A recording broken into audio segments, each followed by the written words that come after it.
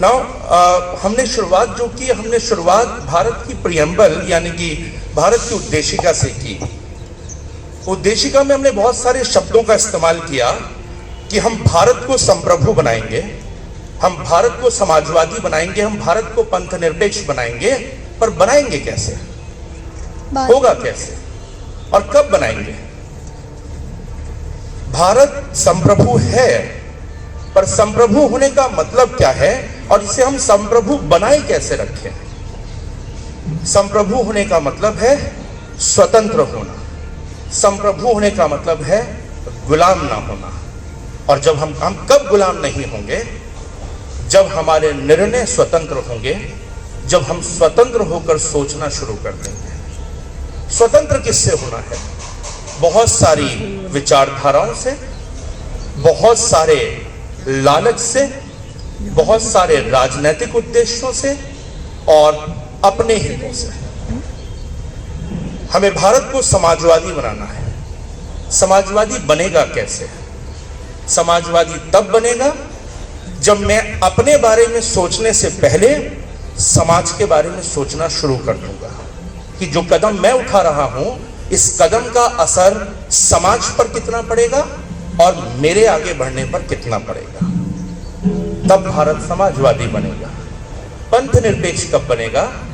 पंथ निरपेक्ष तब बनेगा जब मैं अपने धर्म के साथ साथ सभी धर्मों का सम्मान करना प्रारंभ कर दूंगा, उनकी इज्जत करना प्रारंभ कर दूंगा, ना कि दूसरे धर्मों के आगे अपने धर्म को श्रेष्ठ बनाए रखने की कोशिश में लगा रहूंगा।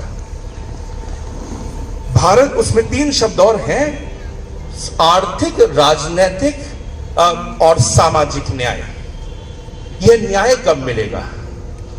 न्याय तब मिलेगा जब मैं अपने लालच को छोड़ूंगा।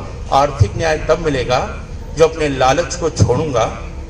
मैं समाज में सामाजिक और आर्थिक न्याय तब ला सकूंगा जब मैं अपनी जरूरतों को सीमित करूंगा और अपनी जरूरतों में से जो बचा है उसे उनके लिए छोड़ूंगा जिन तक साधन नहीं पहुंचे हैं।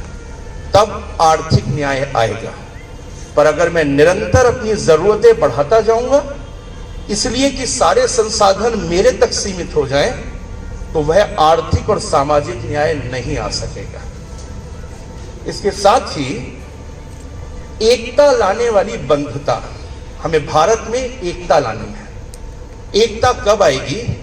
जब भारत में बंधुता आएगी। बंधुता मतलब भाईचारा। पर यह भाईचारा कैसे लाऊं? सबसे बड़ी समस्या यही है, क्योंकि भाईचारे के लिए जरूरी है स्वीकार्यता। मैं हर उस आदमी को स्वीकार करने के लिए तैयार हूं जो मेरे जैसा है, जो मेरे जैसा सोचता है, जो मेरे जैसा खाता है, मेरी तरह से बोलता है और मेरी ही भाषा में अपनी राष्ट्रभक्ति की अभिव्यक्ति करता है।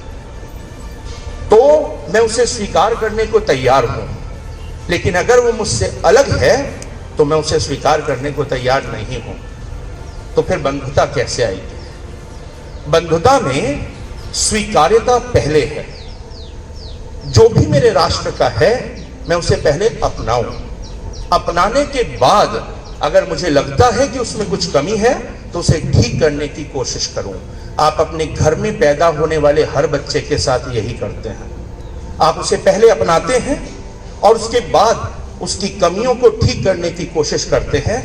ये नहीं कहते कि जब ये हमारे जैसा बन जाएगा उस दिन इसे अपनाएंगे। तो इसलिए बंधुता आएगी तो एकता आएगी, और बंधुता के लिए हमें एक दूसरे को विभिन्नताओं के साथ स्वीकारना होगा। ये जितनी नेचर यहां दिख रही है ना, इसका सबसे अच्छा उदाहरण है।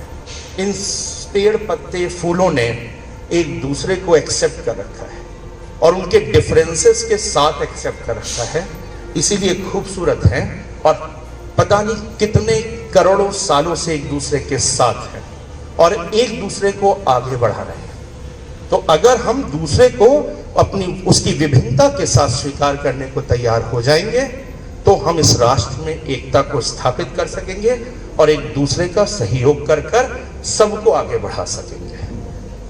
बस इन्हीं शब्दों के साथ वाणी को विराम देता हूं।